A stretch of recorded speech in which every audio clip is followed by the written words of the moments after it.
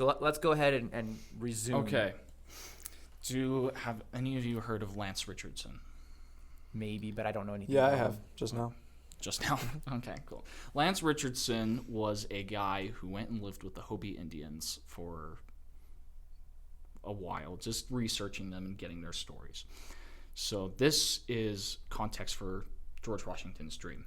So the Hopis have a bunch of prophecies that they were finally able to tell the world in the early 1940s, when the UN building or EU or whatever, there was a building built somewhere, a glass building built on Turtle Island, which is New York, which is where a bunch of different countries meet to discuss world stuff, and the Indians went there, the Hopis went there to try to tell them their prophecies. They didn't listen. So prophecies, the Hopi have so many cool stories that match up with George Washington's dream, Nostradamus' quatrains, and the preachings of a witch named Ursula in England.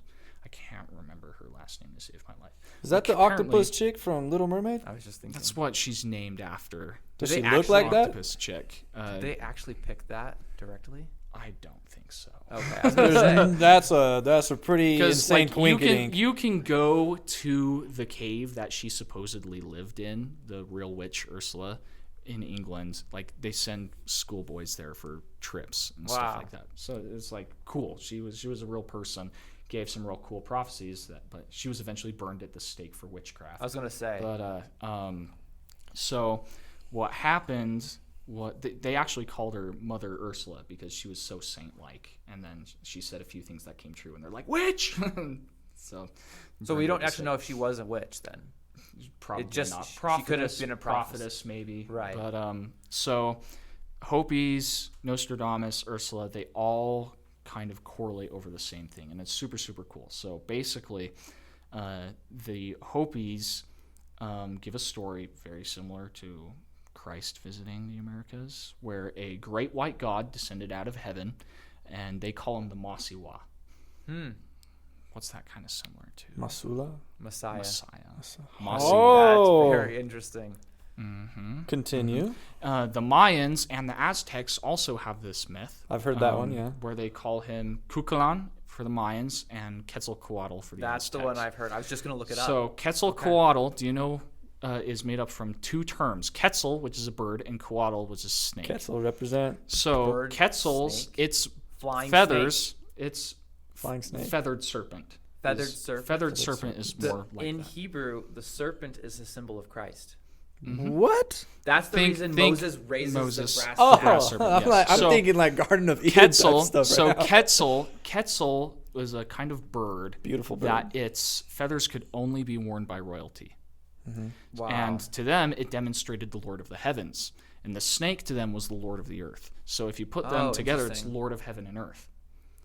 And when the Spanish conquistadors, when Cortez was coming through and completely slaughtered the Aztecs, they came, and the common narrative now is, they were worshiping a pagan religion. No, they discovered that they were worshiping a great white god. They had cotton of more colors than white. They had cotton in colors that we don't have today, new colors that we don't have. The Aztecs? Yes, the Aztecs. They had cotton, and it was incredible. And so when Cortez is coming through here, he's noticing all of this, and like the Incas as well. Like, it's very, very similar. They found advanced civilizations, not near as advanced as them because they didn't even have the wheel. Also, by the way, Greeks had the steam engine. Fun fact: they used it for toys and for like parlor tricks, like opening doors. They had a steam engine. And then they just were like, we can't find a real application for this. Anyways, so they had wheels, but they only used them for like toys and stuff. And so like they find this advanced civilization, and they just completely raise it. Wasn't it partly from like disease? Disease, like smallpox, played a huge part in it. Smallpox would reach civilizations and completely destroy them before the Spanish would even get there. Like, that's months the before. First demonstration of biowarfare. Mm-hmm. And it wasn't even on purpose. Really? No. That's because insane. you bring a disease over. That's why when you go to another country for a mission, you have to get so many immunizations, because your immune system isn't used to the diseases over there. So like Ebola in Africa, like you have to get shots and stuff for that because our immune systems aren't used to that, but theirs are. So when the Europeans bring over smallpox, the natives are not prepared for smallpox. So it just completely wipes them out. And it's super, super sad. I think they lost like 90% of the population due to smallpox. It was really, really bad. So anyways, the Masiwa, when he comes down and visits the Hopis, he gives them these prophecies. So he teaches them what they call the true life plan. Plan of salvation. It's very, very similar. And he writes things on tablets, on these 2 tablets. They still have these tablets. What the heck? Where are these tablets? In Hopi land. They do not let white people see them anymore because white people would come in and just completely trash their sacred artifacts. Oh. So of course. they don't let white people see these. But Man, they do have bummer. them. But they do have them. They don't let white men see hardly any of White this by stuff. color or white by where you come from? Basically outsiders. But for a long time, it was white men. Me trying to change my entire life to go find these tablets, bro. I can't even read whatever's on there. No, but they have them, and that it basically outlines what they say are their big 10 commandments kind of a thing. It's very similar. Wow. So the Masiwa says, okay, I have to leave, but I'm going to come back. And to them, they're like, you're coming back? And they're like, this is great. And he's like performing all sorts of miracles and stuff like that. Strange. There's stories of him choosing 12 followers What the heck? to follow him around. Yeah. Choosing 12 followers. And they don't believe in Christ. Most of them do, actually. Do they really? Most of them believe that this is the story in the Book of Mormon, as Lance Richardson's a member of the church. Wow. And so he's the guy who discovered all of this. And so he's like a lot of them believe that this is the experience from the Book of Mormon. A lot of them don't, but a lot of them do. So I don't think the story of him choosing 12 disciples is particularly from Hopi. It might be from another tribe. But there's stories of him, like this little girl had been clawed by a jaguar. And they bring this little girl to him, and he heals her, kind of a thing. Yeah. And he says, basically in essence, be whole, kind of thing. And there's another story. This is my favorite story about the Masiwa or Quetzalcoatl or Cuclan or whatever, this great white god that came down. That's why they accepted the Europeans, by the way. Why natives accepted the Europeans, because they see white. And they're like, oh, great white god. Cool. This is him. He must He's be back. people. So yeah. There's a story where Jesus, I'm just going to call him Jesus. Jesus and the 12 disciples come across this deer that had been attacked and mauled by probably a jaguar. And Jesus heals the deer and sends it off with its fawn, because its fawn was by it, and it's just like this abandoned baby. And the disciples ask him, they're like, why did you waste your power doing that? Like, it's an animal. And Christ was like, there is no creature that is undeserving of my grace. And I was just like, that's super cool. That's part of their mythology. Mm-hmm. There's Indian stories that have that. See, and just to help too, like, a lot of people are going to have issue with us calling Christ white, because that's what people are saying is like he wasn't white, he was Jewish. He was Jewish. You also have to remember, like, in comparison to other peoples, they did look at Jewish people as white. So you have to take that with context. And then the other thing is he's also known dressed in a white robe. Right, the white robe, and my understanding is that he was very illuminated. Yes. So he's literally giving off light. So it could have to do with that as well. It matches the description of the Book of Mormon. Yeah. So that's the main reason why we say Great White God. So anyways, as he's doing all of these miracles and stuff, when he says, I have to leave, they're like, no, don't leave. Similar to the Book of Mormon, he gives them not only more prophecies about what's going to happen, gathering of Israel, as in the Book of Mormon, he also gives them a list of prophecies of what's going to happen before he comes back. And he says, now this is where it gets crazy. He says, it's not crazy already? Holy crap. Trust me. This is just the intro. It gets wild. That was... I haven't even talked about George Washington's dream yet. Okay, next time we bring him, tell him to bring popcorn or something. Dude. This is crazy. This is just the warm up. So I bet that's gonna make it on the clickbait intro. The little words we do beforehand. So they're giving. So the Masiwa tells them there are going to be 3 great shakings before I come again. 3 great shakings. Ominous. Remember this. He says the first 2 are inevitable. They are going to happen. The 3rd great shaking is avoidable if you can convince the rest of the world to follow me and follow the True Life plan. Nuclear bombs. We're trying to help. We're working on it. So nuclear warfare. So the first great shaking, he gave some signs leading up to that. He says that white people will come upon the nation. Which happened. And they will force you onto small plots of land. Which happened. Not a good thing, by the way. No, absolutely not. Trail of Tears. The Book of Mormon also prophesies about that. Mm-hmm. It does, yeah. So he says that's going to happen. Then he says there's going to be trails that stretch from one end of America to the other, and there are going to be wooden carriages that come across these, and they have the white man and they move west. At the same time as forcing you onto small plots of land. As they're doing that, these carriages will turn metal, and they will have smoke coming out of the cars. So not cars, trains. Trains, okay. Trains. They will move trains. And then these carriages will take off the ground and begin to fly. Planes. So he's talking about airplanes. So all of these things happened directly before World War I. So that was all one shaking? That was all the stuff that led up to the first great shaking. Oh my gosh! I thought that I was counting. So he's talking about World War I. So is he talking about World War I? He divides. You haven't heard this either. So this is how we. This is how he divides it up. So this is how he divides it up. I put my Crocs in a sports mode to listen to this. He gives the sign, and then he says the great shaking, and then he gives more signs leading up to the next shaking, and then he gives more signs leading up to the So is that what shaking. he's talking about? Is he talking about the world wars? So he's talking about the things that lead up to them.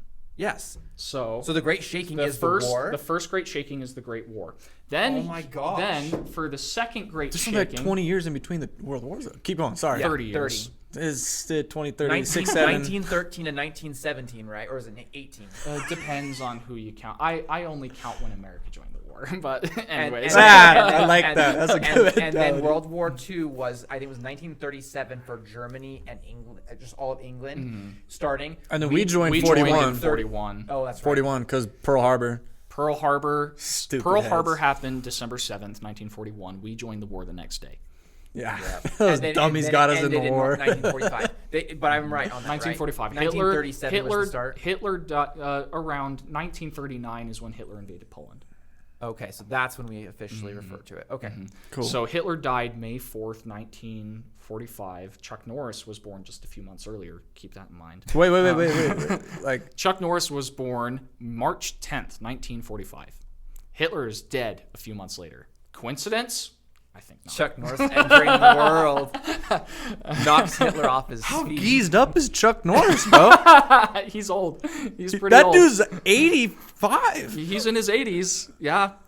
He's older than Trump, and Trump's getting old. But anyways, so the Masiwa gives them more prophecies leading up to the second great shaking. Tell us the prophecies. So he says there will be black strips that go across the continent, and there will be little bugs that drive up and down them. Roadways, highways, like black strips. And he's given all this kind of just more industrialization of America. And then he says there will be a people in the East who rise up, who will be bent on basically world domination, who will be led by a sign. And he drew this sign on a rock for them, and they still have the rock. He drew a swastika. No, but, whoa. Hold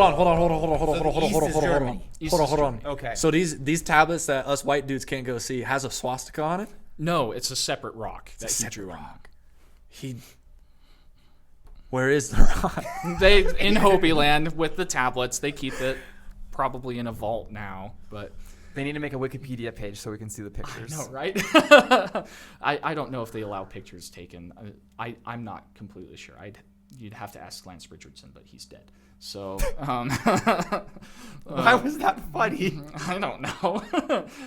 Anyways, so they believe the second great shaking was World War II. That is, when I realized you were talking about the world wars, I was mind blown because that means the third great shaking that's unavoidable is World War III. The first two were inevitable. The third one is avoidable if we can convince everybody. Did I say unavoidable? Yes. Okay, I meant is avoidable. So Jesus said first two for sure. Third one is unavoidable. I always had the third one's optional. Is avoidable. Third is extra credit. But I had always had the idea that right before the World War breaks out, right when we all got our nukes aimed at each other's foreheads, that's when Jesus is going to come. But if he's saying it is avoidable, it's up to you guys, and that means we're hosed. That means it could happen. I'm going to talk about that. It could happen. I'm going to talk about this. But I'm 100% convinced that we're going to have a world war. There's no way that our people on the earth are going to not have a World War III. Okay, I'm going to talk about this. Okay, so it's not going to be. It's not going to be completely nuclear. Give me some popcorn. It's not going to be completely nuclear. So the way the Masiwa said that they would end the war was the white man from Turtle Island, which Turtle Island just references in broad everywhere where the white man lives, but specifically New York. Is this where they get the term Turtle This Island? is where, yes. Because they refer to America as Turtle Island. Yes. I didn't know that's from this. Yes. So that's the term they use to say like our land is stolen from the natives. They'll say indigenous, So the Native Americans, the Indian people were here. We took their land. So if you ever hear someone talking about Turtle Island, they're typically referring to the injustice of us taking the land from them. Okay, so that reference that we use today is connected to all of this that you're telling about right now. So that's so cool. Okay, so Turtle Island will drop what they call basically a nuke. Yeah. A giant gourd is what the Masiwa called it. That's interesting. That it's will kind drop of They're finna drop a pumpkin out of the sky, bro. Think more squash, but said that they will drop a gourd on the nation that attacked them in the beginning. We dropping nukes on Japan. So that was Big Boy and Little Boy. Fat Boy and Little Boy in World War II. Hiroshima and Nagasaki. Dropped from the Enola Gay, which flew out of Wendover, which is like half an hour from my house. I've seen it. What's half an hour from your house? Cool. Where the nuke took off from. How did they take off from? Was it California? No. Nevada. Really? Wendover. That's where Enola Gay took off from. Okay, so that plane was revolutionary, by the way. So before that, the B-17, the Flying Fortress, it was world renowned. It was so good that the people that designed it, they're like, this plane doesn't need fighter escorts. Fighters, yeah. And they put it into air, and they're like, it needs fighter escorts. But it's still a really powerful plane. That's why they call it the Flying Fortress. The successor to that plane is the B-29 Super Fortress. They called it that for a reason. The thing is insane. Look up some photos of it. The B-29 is amazing. It was the first plane that could make that trip. Did they land in Hawaii? They probably landed in Hawaii. Because that was my understanding. Or Midway. They might have done Midway. I'm not sure about the flight of Enola Gay. All I know is I saw the plane. I touched it. I wasn't supposed to. It's in the Smithsonian now. You touched the plane that dropped the nuclear bomb? I touched the plane. I touched the plane. I got in big trouble with security in the Smithsonian. That is the coolest thing ever, bro. I also tried touching the blended F-117 Nighthawk. That's in there because that's my favorite plane. Is that the one with jagged edges? Yeah. Yeah, so that's the one that it bounces radar signals, and it literally shouldn't be able to fly, but it does. It looks like a giant cheese that someone took wedges out of. It's crazy. Yeah, this is my favorite plane. I love it. So I love it. Anyways, that B-29 though, it was the first plane that could make that trek all the way to Japan. The B-17 couldn't do that. They always had to go out halfway, do their bombing runs or do whatever. That's why the island of Midway is called Midway. Important. Right. So they would have. I've seen that movie too. It's and they'd have to come back. But with the B-29, they had the distance, and that bomb was heavy. The nuclear bomb? Yes, that bomb was so heavy, and so, but basically, that was some of the context surrounding that. Anyway, yes. I'm geeking out here. Yes. So, anyways, me too. War ends when we drop the bomb. I've also been to the place in Pearl Harbor. They have the USS Missouri there. Yeah. Pearl Harbor is my favorite place I've ever been. The USS Missouri is where Japanese Prime Minister meets General MacArthur. General what? MacArthur. That's his last name. Douglas MacArthur, and they officially surrender. That's where World War II ended. It was on the deck of the USS Missouri, and I have stood on the place where it ended. They have a circle. It's all fenced off. I don't like fences, unless Trump builds it. I was gonna say, bro. What? So they have a place where General MacArthur's desk was, where the paperwork was signed, where Japan formally surrendered. It's super cool. Anyways, World War II ends. Then the Masiwa starts giving more prophecies of what will happen. I forgot we were if talking don't about the turn back. Masalusa thing. I totally forgot. Masalusa, what the crap? That's wild. Anyways, so he starts giving more prophecies. He says there will be a web that will cover the entire world, and you can speak into one end of it, and somebody on the other end could hear you. Interweb or phone lines. Cans and strings, stuff baby. like that. Yep. So he says that. He says more of these metal carriages are going to be flying, but they're going to start falling out of the air. What was happening at the beginning of this year? How many frickin' planes have fallen out of the sky this year? Really? Well, it was less than typical, but we got more news coverage about them. So anyways, he's giving the planes are going to start falling out of the sky. He's saying all sorts of crazy stuff. He says at some point, men and women will say, I know more. Like women will say, I know more than the great creator. I'm going to become a man. And men will say, I know more than the great creator. I'm going to become a woman. This was revealed in the 40s? This was revealed back when the Masiwa came to visit them. No, I know, but you're saying 2,000 years ago. they came out about this in the 40s. 40s? Because they said after they were given a sign that said when a house of glass rises up in Turtle Island, you're to go and give them these prophecies. So they sent a representative to go tell the UN about this, and they rejected him. They told him no. There was a guy who they still hate to this day. He's been long dead, but the Hopis still hate him to this day because he was the guy who told them no. Who was he? I don't remember his name. I'd have to look it up. He said no to what? To letting them tell their prophecies to the world. He's like, you crazy people. You're not going to tell me about your God and your prophecies. We're having meetings in here. We're talking about conflicts. A few years later, they are allowed to go, and nobody takes them seriously. Of course not. But especially if you hear what you just said about people deciding that they can be whatever they want to be. Yeah, 10 years ago, people would have thought you were crazy. They laughed at that, and then they see Dylan Mulvaney, and they're like, "Oh, okay." But no one's alive anymore that remembered when that was first told. That's the problem. So we have a new culture, a new generation that hasn't heard these stories, that hasn't heard that this has been known. Yes. I never knew any of this. This is crazy. It's wild. Are you done telling your stories? No. Yes. Okay, keep going. No. So another big thing that the Masiwa emphasized is there will be a black people that come upon the land. So he's talking about the slaves. And he says there will be 2 uprisings by these people. One for liberty and rights and acknowledgement. Which did happen. Civil rights. In the 1960s. And then he said then there will be a second uprising, which will be for glory and power and basically just trashing on the white guys. George Floyd what? Well, yeah, is that like Black Lives Matter and stuff like That's that? what they or maybe believe not it to yet be, to happen yet? Yeah. So obviously we're seeing this with BLM and DEI and all sorts of crazy stuff. Why can't we ever stop the pendulum right in the middle? On equality and just fairness. Satan. Screw that guy. Anyways, so the Masiwa is given all of these prophecies, and he says, okay, now this, and that's where they're like, okay, we got to prevent the third great shaking.